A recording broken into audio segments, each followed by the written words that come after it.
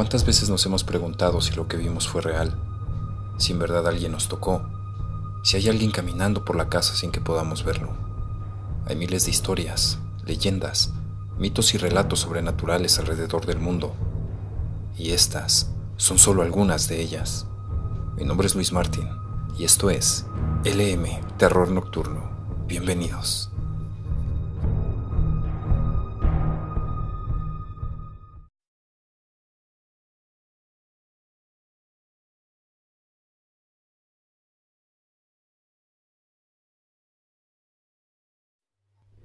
El vampiro del Panteón de Belén.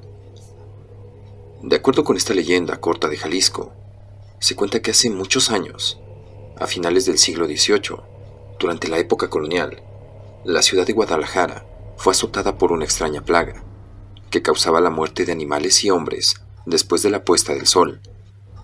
Al parecer, por esas épocas llegó a Guadalajara un extranjero rico. Algunos dicen se llamaba Don Jorge, un europeo que llamó enseguida la atención de los residentes. En primera, por haber comprado una costosa hacienda, y en segunda, porque poseía costumbres algo extrañas.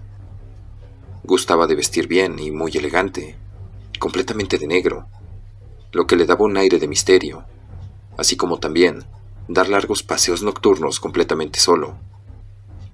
Era poco sociable y muy reservado, pero los que llegaron a interactuar con él decían que era un hombre muy educado, muy refinado al hablar, bien parecido, aunque con mirada enigmática. Por todo esto, no logró la simpatía de los habitantes, quienes lo veían muy sospechoso y no les inspiraba la más mínima confianza. Todo parecía transcurrir de manera normal, hasta que al poco tiempo y sin motivo aparente, comenzó a suceder un fenómeno muy extraño. Empezaron a aparecer distintos animales muertos en los alrededores de la hacienda que compró, más precisamente, en las barrancas de un barrio llamado El Carrizal. Primero comenzaron a aparecer perros y gatos, luego varios animales de ganado cada vez más grandes, como gallinas, chivas, vacas. Amanecían muertos, desangrados, pero sin signos de violencia. Pero la muerte de esos animales no ocurría de manera normal. Todos ellos aparecían sin gota de sangre y con señales de haber sido mordidos en el cuello. Al inicio, los habitantes de Guadalajara atribuían las muertes a una epidemia, una extraña plaga que mataba después de la puesta del sol. Pero al poco tiempo, ya no solo eran animales, sino también personas. Así, cuerpos de niños y adultos, principalmente doncellas, también comenzaron a aparecer en los alrededores de la hacienda, y todos compartían los mismos signos: la mordida en el cuello y la singularidad de no tener sangre. Ninguna gota de sangre.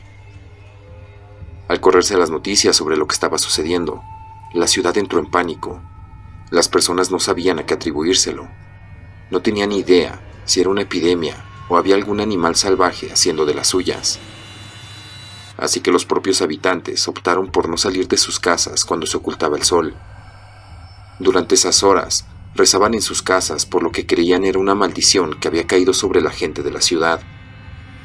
Las autoridades no podían quedarse sin hacer nada, así que convocando a una reunión de la ciudad, los habitantes de Guadalajara se pusieron de acuerdo para salir en busca del culpable, y no tardarían en descubrir lo que estaba pasando.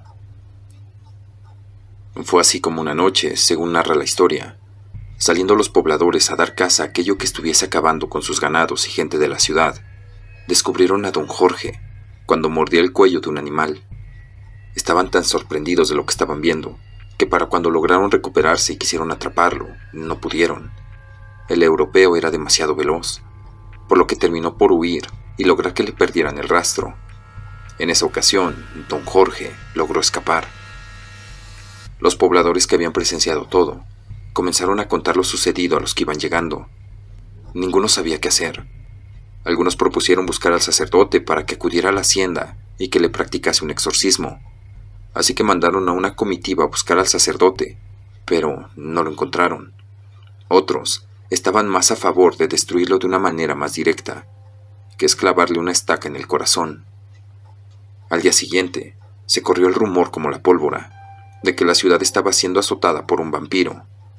Las autoridades de la ciudad rápidamente se reunieron para planificar cómo se le daría caza a la criatura asesina.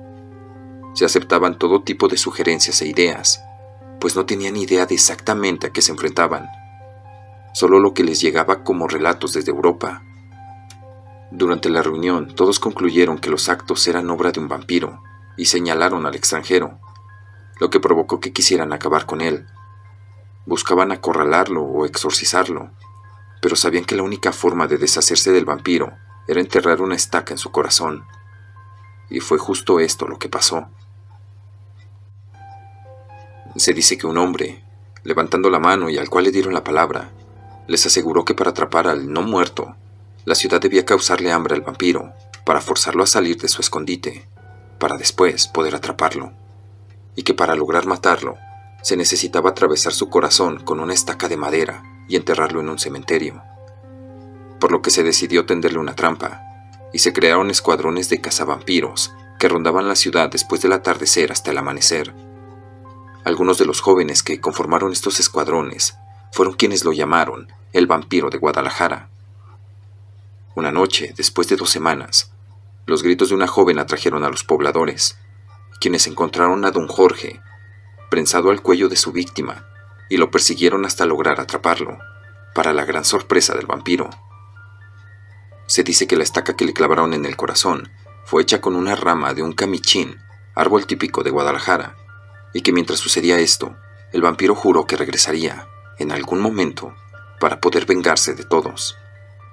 Luego, llevaron el cuerpo al Panteón de Belén, donde lo colocaron en un ataúd para después enterrarlo. El sitio oficial del Museo Panteón de Belén destaca que al día siguiente, la sorpresa de los pobladores fue mayor, porque la estaca se había convertido en un árbol, enorme y majestuoso, que partió en 2 la tumba de don Jorge, cuyas raíces abrazan la tumba del vampiro, con lo que nació así una de las leyendas más antiguas de Guadalajara.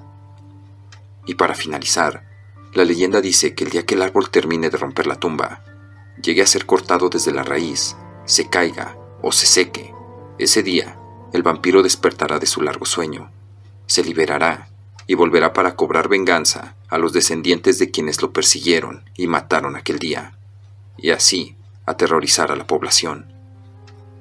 Actualmente, al árbol no se le toca por temor a que algo suceda, así como hay quienes afirman que durante la noche, entre las ramas del árbol se pueden ver reflejadas las caras de sus víctimas, y una de las razones por las que el árbol está enrejado es porque había gente que llegaba a cortar ramas para comprobar si era cierto que salía la sangre de don Jorge. Pero por otra, que forma parte de la leyenda, es que esa reja está bendita también, para que la criatura no pueda escapar jamás. Hoy en día, tanto la tumba como el árbol siguen en ese lugar y pueden ser visitados por quien tenga el valor. Recopilación de la doctora Emma Pellicer.